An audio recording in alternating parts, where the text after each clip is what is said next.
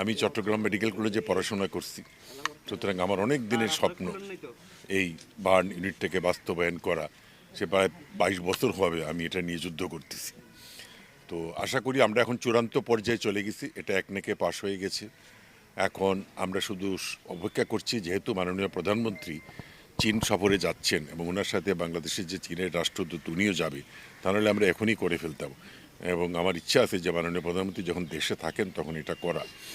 তো আশা করছি ওনারা দেশে ফিরে আসলে আমরা এটা করতে পারবো। এই মাসেই আমি করার চেষ্টা করব।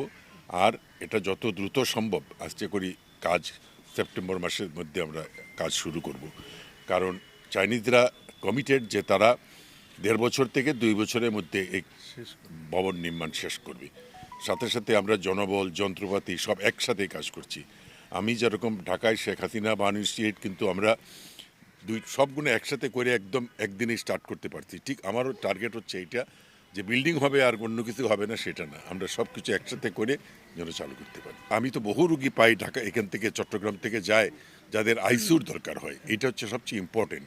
এবং এই রাস্তায় তারা খারাপ হয়ে যায়। আমাদের একজন ডাক্তার কিছুদিন আগে, ডক্টর মঈন, তাকেও আমরা নিয়ে গেছিলাম অনেক রিস্ক দিয়ে।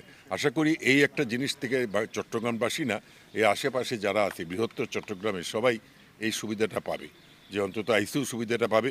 মানে আমার কথা হচ্ছে একটা মানুষ চিকিৎসা পাবে। মানুষের মৃত্যু তো সেটা উপরওয়ালার কাছে, ভালো মানে চিকিৎসা পেয়ে যেন ভালো বার্ন রুগীরা, আমার একটা স্বপ্ন যে কোনো রুগী যেন বিনা চিকিৎসায় না মারা যায়।